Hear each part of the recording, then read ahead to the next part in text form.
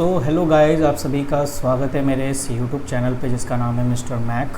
और जैसा कि आप सभी का एग्ज़ाम है MCU 1, 4, 3, ठीक है, उसके रिगार्डिंग जो है मैं आपको वीडियोस अपलोड करूँगा उन सभी स्टूडेंट्स के लिए जो इग्नू से MCOM कर रहे हैं और वो सेकेंड ईयर में हैं।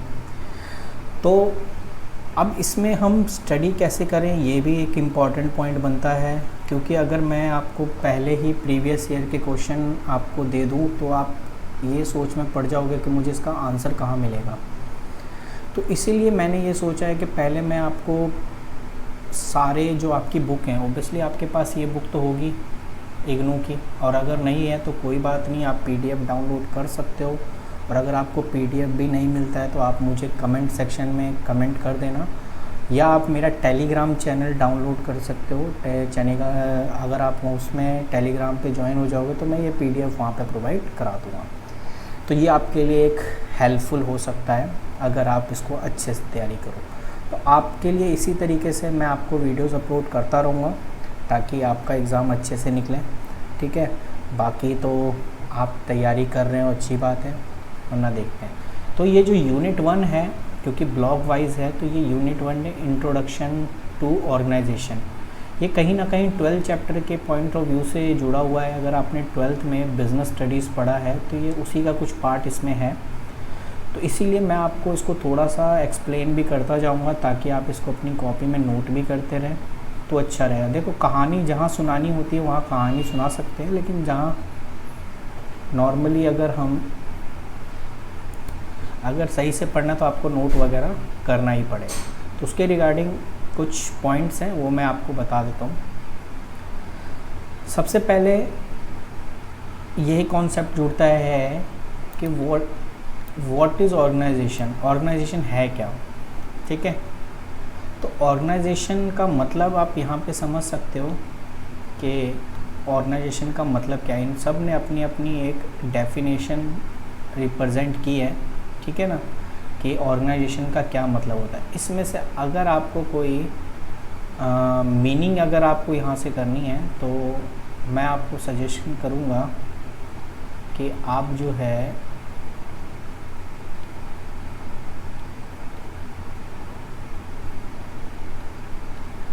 देखो, यहाँ पे ये लिख रखा है कि ऑर्गेनाइजेशन का मतलब क्या होता है। ये पॉइंट्स आप अपनी कॉपी में नोट कर सकते हो।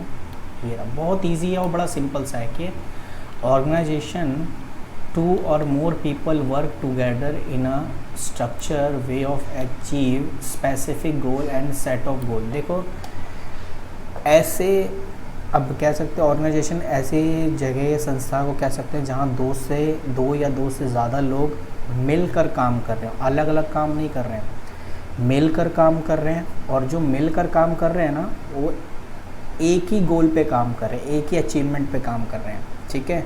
ये नहीं कि वो अपना पर्सनल काम कर रहा है और दूसरा कोई अपना अलग काम कर रहा है, नहीं। अगर 10 लोग हैं तो 10 के 10 लोग एक ही काम को कर रहे हैं और एक ही उनका गोल है कि कंपनी को या ऑर्गेनाइजेशन को प्रॉफिट पहुंचाना, ठीक है।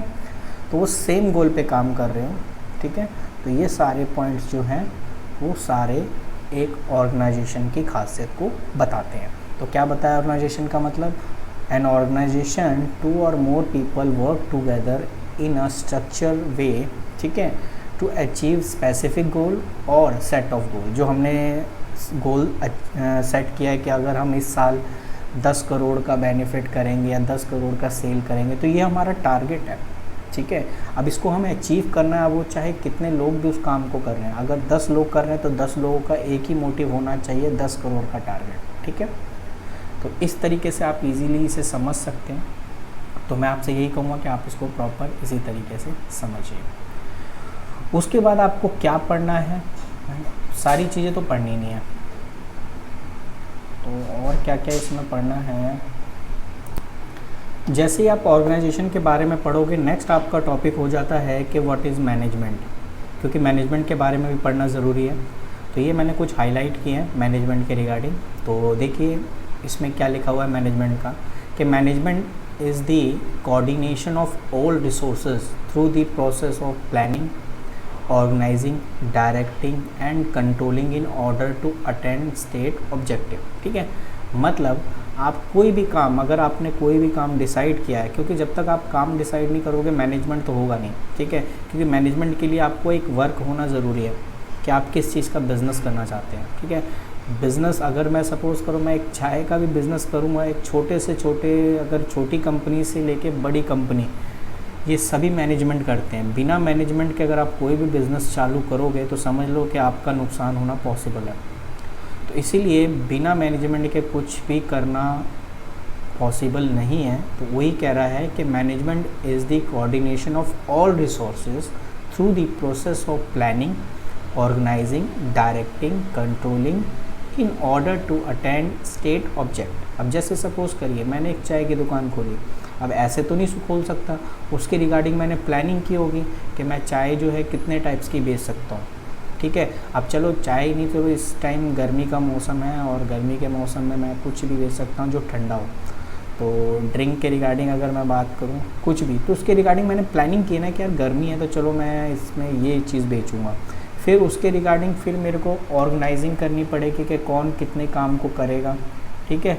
फिर उसके लिए मेरे को लोगों की ज़रूरत पड़ेगी कि किससे मुझे क्या काम करवाना है, लोकेशन वगैरह देखनी पड़ेगी। फिर मुझे दुकान ओपन करना है और दुकान ओपन करने के बाद फिर जितने भी लेबर हैं उनको फिर मुझे डायरेक्ट करना है कि कैसे काम किया जाना है, और साथ साथ उन पर मुझे नियंत्रण भी रखना है, यानी कंट्रोलिंग भी प्रॉपर होगी उसमें। तो ये सारे पॉइंट्स जो है इन सभी को मिला दिया जाए तो एक मैनेजमेंट तैयार हो जाता है, ठीक है। अब ये मैनेजमेंट हर जगह यूज़ होगा। अगर मैं पैसों के रिगार्डिंग मैनेजमेंट करता हूँ तो वो हो जाता है फाइनेंशियल मैनेजमेंट। अगर मैं इन्वेंट्री के रिगार्डिंग मैनेजमेंट करता हूँ तो हो जाता है इन्वेंट्री मैनेजमेंट। ये सारी चीज़ें एक ही तरफ इशारा कर रही है कि ये सारी चीज़ों से होके गुजरेंगी जितने भी रिसोर्सेज हैं, ठीक है। चलिए, अगर मैं इसकी कैरेक्टरिस्टिक की बात करूं कि इसकी क्या विशेषता है, मैनेजमेंट की क्या खासियत है, क्यों करना चाहिए, तो देखिए management is body of knowledge. Management जो है वो एक समझ लीजिए कि नॉलेज का एक भंडार है जिसमें आप हर चीज़ को सोच समझ के ही करोगे। दूसरा कह रहा है there is a formal teaching of that knowledge. अब एक होता है फॉर्मल और एक होता है इनफॉर्मल। इनफॉर्मल में हम सोचे समझे कुछ भी करो आराम से, कोई दिक्कत नहीं, लेकिन फॉर्मल वे में करना, एक प्रोफेशनल वे में करना, हर चीज़ को एक लॉजिकली सेंस में करना, वो सारी चीज़ें क्या है मैनेजमेंट के थ्रू है, ठीक है। There are representative association body of member field management. जितने भी लोग इसमें होंगे वो सारे रिप्रेजेंट करेंगे किसमें, मैनेजमेंट के थ्रू ही रिप्रेजेंट करेंगे उनकी जो भी बॉडी, जितने भी लोग हैं, 5 लोग अगर उस मैनेजमेंट में काम कर रहे हैं वो सारे एक ही को रिप्रेजेंट करेंगे, ना कि अलग अलग। फिर कह रहा है इनकी कुछ एथिक्स भी होती है, ठीक है, इनकी कुछ सिद्धांत हैं जिनको ये फॉलो करेंगे। और उसके बाद कह रहा है there is provision of suitable remuneration to member service man. और अगर जो भी लोग इनमें काम कर रहे हैं तो उनको उसी हिसाब से सैलरी वगैरह जो है पे करेंगे। तो ये पॉइंट है। अब बात करते हैं कि मैनेजमेंट में कितने लेवल होते हैं, क्योंकि अभी तो हमने बात कर लिया मैनेजमेंट क्या है।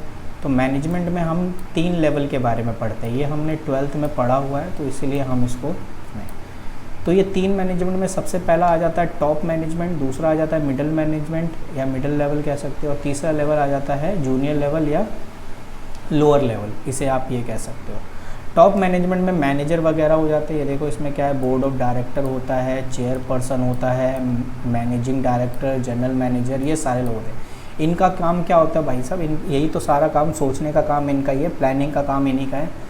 और ये जो प्लान करेंगे ये अपने आगे वाले मिडिल लेवल वाले बंदों को दे देंगे। तो मिडिल लेवल में कौन कौन आ जाता है, जितने भी मैनेजर हो जाते हैं वो सारे मिडिल में आ जाते हैं, ठीक है। तो और फिर मिडिल में आने के बाद फिर वो काम करवाते हैं अपने जूनियर लेवल मैनेजमेंट। यानी सबसे पहले सोचते हैं टॉप मैनेजमेंट में, आप इसका स्क्रीनशॉट लेके पढ़ सकते हो, मैं जो आपको समझा रहा हूँ उसी हिसाब से आप इसको आराम से पढ़ सकते हो अपने बुक के रिगार्डिंग। बट याद रखो आपको मैं सिर्फ इसलिए इतना थोड़ा सा रिवीजन करवा रहा हूँ ताकि आप रिवीजन भी कर लो और आपका टाइम टू टाइम इसको एक बार अपनी कॉपी में नोट करके रिवाइज भी कर सकते हो, ठीक है। तो अब बात करें जूनियर लेवल मैनेजमेंट। ये वो मैनेजमेंट होता है जो ऊपर मिडिल मैनेजमेंट से जो भी काम आया है, जो भी स्ट्रक्चर तैयार हुआ है वो काम करने का इनका है। यानी इनमें लेबर होते हैं, सुपरवाइज़र वगैरह होते हैं, ठीक है ना। ये सारे लोग यहाँ पर होते हैं। तो अब समझ में आ गया कौन से लोग कहाँ होते हैं, यानी कि टॉप लेवल में चेयरपर्सन, मैनेजिंग डायरेक्टर ये होते हैं। उसके बाद दूसरे लेवल में आप देखोगे कि जो भी हमने ऊपर जो भी प्लानिंग की है उसको किस तरीके से करना है, उसके रिगार्डिंग हम डिपार्टमेंट बना देते हैं। तो अलग अलग डिपार्टमेंट के अलग अलग मैनेजर होते हैं। सेल डिपार्टमेंट का सेल मैनेजर हो गया, परचेज़ डिपार्टमेंट का परचेज़ मैनेजर हो गया, मार्केटिंग डिपार्टमेंट का मार्केटिंग मैनेजर हो गया। ये सारे मिडल हैं और इनका जो भी काम वगैरह होगा वो कहाँ पर होगा, आपके लेवल मैनेजमेंट में, ठीक है। यानी थर्ड लेवल या कह दो कि लोअर लेवल, जूनियर लेवल, कुछ भी बोलो, सेम मतलब है इसका, ठीक है ना। ओके, अब ये देखो बेसिक प्रिंसिपल ऑफ मैनेजमेंट। अब कहीं ना कहीं मैनेजमेंट के कुछ प्रिंसिपल हैं, कुछ सिद्धांत हैं जिन्हें हमें फॉलो करना होता है। तो देखिए ये कुछ बेसिक प्रिंसिपल्स हैं, ये हमने 12th में पढ़ा था हेनरी फ्योल के नाम से, ठीक है, जिसके कुछ प्रिंसिपल्स यहाँ दिए हुए हैं। तो क्या क्या प्रिंसिपल्स हैं ये एक बार देख लेते हैं, क्योंकि जब तक आप बेसिक नहीं पढ़ोगे ना तब तक आप आगे का पॉइंट्स नहीं पढ़ोगे। मैं साथ साथ बताता भी जाऊँगा कौन सा क्वेश्चन इंपॉर्टेंट है और कौन सा क्वेश्चन वैसे आपने करना है।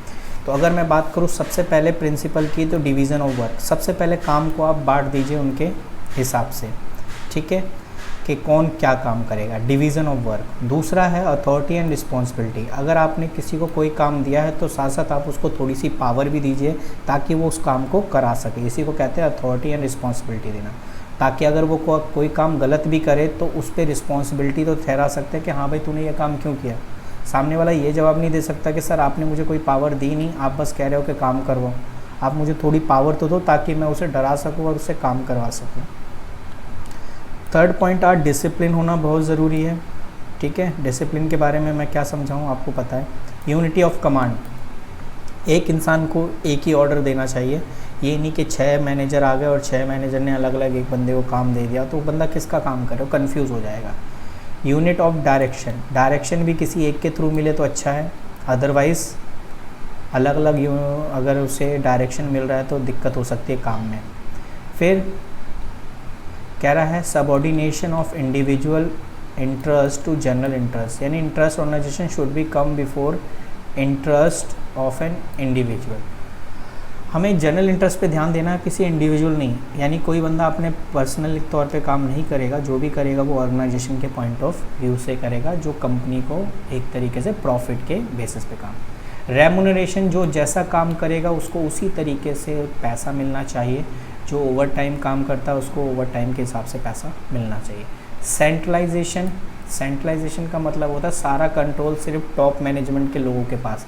अब देखो इसलिए मैंने आपको बेसिक पढ़ाया कि अगर मैं पहले यही पढ़ा देता, कहता भाई पढ़ लो, तो फिर आपको ये समझ नहीं आता कि टॉप मैनेजमेंट क्या होता है और लोअर मैनेजमेंट क्या होता है। तो इसीलिए टॉप मैनेजमेंट के लोग जो है ना, उनके पास अगर पूरी पावर हो गई और नीचे किसी के पास कोई पावर नहीं है तो उसको कहते हैं सेंट्रलाइजेशन। जैसे अगर आप देखते होंगे गवर्नमेंट, सेंट्रल गवर्नमेंट और स्टेट गवर्नमेंट, तो अगर सेंट्रल गवर्नमेंट के पास सारी पावर आ जाए और स्टेट के पास कुछ नहीं तो उसे कहते हैं सेंट्रलाइजेशन। तो यहाँ पर बिजनेस में भी ऐसा ही होता है। स्केलर चेन, आप अपनी सूचना जैसे भी पहुंचा सकते हो। एक स्केलर चेन देखोगे ना, ये इस तरीके से होता है, ये ऐसे, ठीक है। अगर मुझे यहाँ से यहाँ पर अपनी बात को पहुंचाना है तो पहले मैं इससे बात करूँगा, फिर इससे बात करूँगा, फिर इससे, फिर यहाँ पे बात जाएगी। और अगर मुझे यहाँ वाले पे जाना है तो पहले फिर इससे बात करूँगा, फिर इससे बात करूँगा, फिर इससे बात करके फिर मैं यहाँ के लोगों से बात कर सकता हूँ। इसको कहते हैं स्केलर चेन, ठीक है। मैं डायरेक्ट बात नहीं कर सकता, मुझे सबसे पहले अपने ऊपर जो भी मेरे से सीनियर है उसको बोलूँगा, वो उससे ऊपर बात करेगा, वो फिर उससे ऊपर, तो इस तरीके से बात जाएगी और आपकी बातों को सुना जाएगा, ठीक है। हालांकि ये कहीं कहीं जगह ठीक भी नहीं है और कहीं कहीं जगह ठीक भी है। तो ये सारी चीज़ें, उसके बाद टोटल 14 है, इस चीज़ को आप ध्यान रखना। अभी तो हमने सिर्फ स्केलर चेन तक पहुंचा है। उसके बाद order, order should be right place and right time होना चाहिए, ठीक है। इक्विटी होनी चाहिए, लॉयल्टी एंड डिवोटेशन फ्रॉम एम्प्लॉय। आप किसी भी एम्प्लॉय से किसी तरीके का भेदभाव नहीं करेंगे कि भाई ये तो मेरा रिलेटिव है, ये अगर गलत करेगा तो मैं इसे कुछ नहीं कहूँगा, ठीक है ना। तो वही लिखा है, equity bring forth loyalty and devotion. Stability of staff, staff छोड़ के ना जाएं, ठीक है, क्योंकि स्टाफ छोड़ के जाएंगे फिर दोबारा ट्रेनिंग दो और फिर उनसे काम करवाओ। तो ये कुछ पॉइंट्स हैं जिन्हें आपने पढ़ना है, और यही एग्ज़ाम के पॉइंट ऑफ व्यू से अगर है तो ये सबसे मोस्ट इम्पॉर्टेंट है, आप इसे मार्क कर लीजिए। फंक्शन ऑफ मैनेजमेंट या रोल ऑफ मैनेजमेंट इसके बाद है। ये 2 टॉपिक है जो इस यूनिट से पूछे जाएंगे। पीछे के पूछ ले तो अच्छी बात है, वो तो बेसिक है, लेकिन ये क्वेश्चंस वेरी इंपॉर्टेंट बनता है कि मैनेजर के क्या फंक्शन होते हैं, वो क्या काम करता है मैनेजर, ठीक है। तो देखो मेन फंक्शन ऑफ मैनेजर ये रहे, प्लानिंग करना, जिसमें विज़न, मिशन, गोल सारी चीज़ें हो जाती हैं। अब देख लो एक मैनेजर किस तरीके से काम को संभालता है। फिर वो ऑर्गेनाइजिंग भी करता है, फिर स्टाफिंग भी करता है, डायरेक्टिंग करना, कम्युनिकेट करना, डिसीजन भी लेने का काम उसके पास होता है, और कहीं गलत उसने डिसीजन ले लिया ना तो दिक्कत हो जाएगी, ठीक है ना। तो ये सारी चीज़ें, तो ये 1 बाय 1 इसमें लिखा हुआ है कि क्या क्या प्लानिंग करता है। जैसे सपोज़ करिए, देखो अगर आपको ये सारे पॉइंट्स हेडिंग याद है तभी आप पेपर में लिख सकते हो, वरना इतनी सारी पड़ी हुई है, आप इसे एक बार पढ़ सकते हो, कोई इशू नहीं है। आपके पास बुक होगी, आप बुक से पढ़ सकते हो, अदरवाइज़ PDF डाउनलोड कर सकते हो, जैसे मैंने डाउनलोड किया है, तो आपसे एक तरीके से हेल्पफुल होगा। तो प्लानिंग की बात करें, the planning function of include those activity which lead the definition of end of the determination of appropriate mean and achieve the definition of and. तो मतलब जो भी प्लानिंग वगैरह जो करना है, तो इसमें कह रहा है planning is the process by which a manager anticipate the future and discover the alternative. ये लो जी, ये पॉइंट्स आप अपनी कॉपी में नोट कर सकते हो, बहुत ईजी है, ठीक है ना। फिर विज़न भी ऐसा होना चाहिए जो रियलिस्टिक होता है, क्रिएटिव, मतलब बंदा इस तरीके से सोचे कि हाँ इसका कोई कंक्लूज़न निकले और उसका एक इफ़ेक्ट भी पड़े। अब मैं कुछ भी सोच लूँ और उसका कोई इफ़ेक्ट ना पड़े तो वो सही नहीं है बात, ठीक है ना। तो इसीलिए आप इस चीज़ को देखिए। गर्मी टेम्परेचर बहुत हाई हो रखा है, जिस समय मैं वीडियो बना रहा हूँ मेरे को तो यार बहुत गर्मी लग रही है, ठीक है, बट खैर आपके लिए काम कर रहे हैं। तो अब दूसरा काम मैनेजर का ये भी होता है कि ऑर्गेनाइजिंग करने का काम। कह रहा है defining nature and content of each job and organization. हर एक को उसी हिसाब से नेचर डिसाइड करना कि कौन सा किस डिपार्टमेंट में काम जाएगा और किस तरीके से, और determining the basis of grouping the job together, और कितने लोग इस काम को कर सकते हैं। एक छोटा मोटा ग्रुप बना देना कैटेगरी वाइज, तो वो भी काम इसी का ही होता है। फिर उसके बाद, अरे कहाँ मैं न्यूज़ में आ गया, उसके बाद स्टाफिंग हो गया।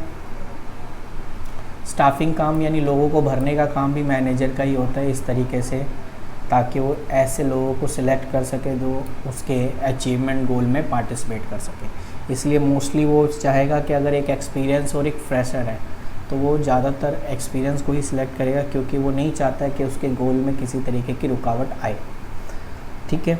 उसके बाद डायरेक्टिंग करने का काम भी उसका है और कम्युनिकेट करने का काम भी उसका है। देखो काम देके और अगर आप घर पे बैठे हो और आप ध्यान नहीं दे रहे हो तो आपका काम गड़बड़ हो सकता है। तो इसीलिए मैनेजर का ये भी काम होता है कि वो ध्यान भी रखे कि भाई साहब जो उसने काम दिया है वो ठीक ठाक से हो रहा है कि नहीं हो रहा, और उनसे कम्युनिकेट बना के ज़रूर रखें। भाई डिसीजन मेकिंग का काम भी इसका ही है, ठीक है, एंड कंट्रोलिंग का काम भी इसका ही है। अब कंट्रोलिंग का मतलब क्या होता है आप समझिए।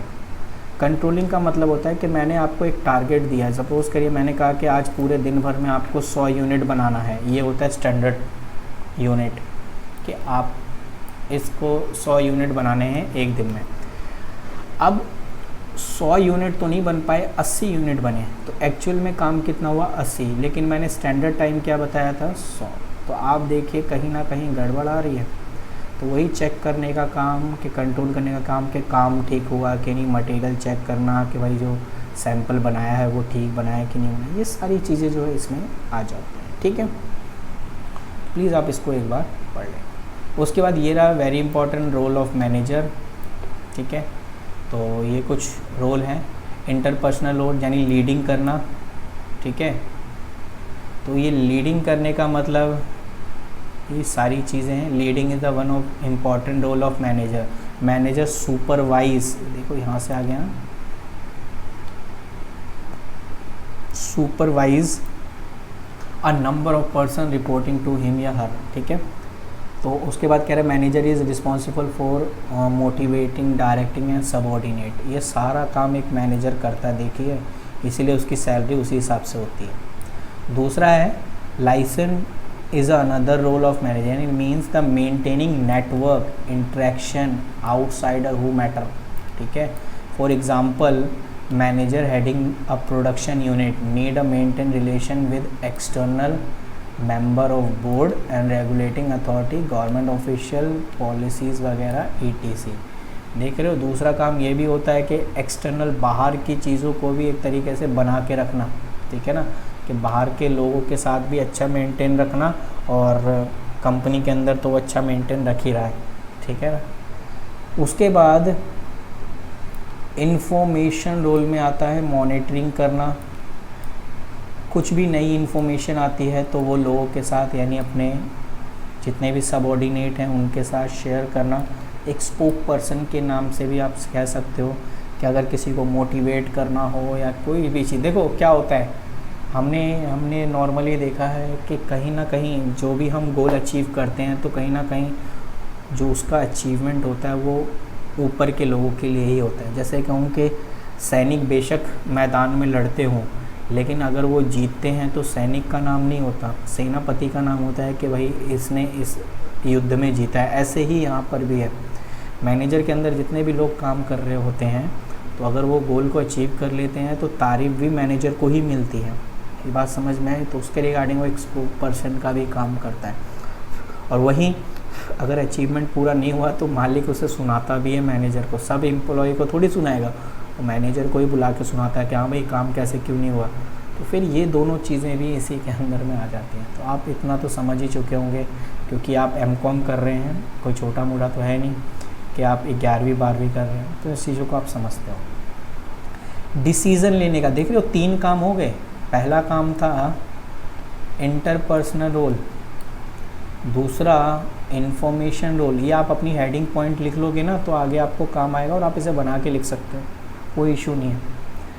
उसके बाद आप एक डिसीजन रोल के नाम से भी कर सकते हो, जिसमें डिसीजन का मतलब है taking initiative, handling disagreement, allocation of resources and negotiating करने का काम भी किसका होगा, मैनेजर का भी होगा। किसी तरीके का नेगोशिएशन करना हो, रिसोर्सेज वगैरह, जॉब वगैरह बांटनी हो, वो सारा काम इसका होगा।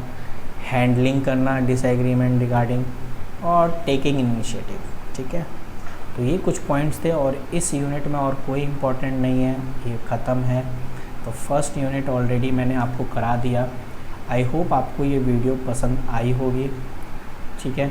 और अगर पसंद आई है तो प्लीज़ आप चैनल को सब्सक्राइब करना ना भूलें। अभी है टर्मिनल क्वेश्चन, इसमें अगर मैं आपसे बोलूं कि इम्पॉर्टेंट क्वेश्चंस कौन सा है तो व्हाट आर द ये and basic feature of organization and role of manager, ठीक है, यस।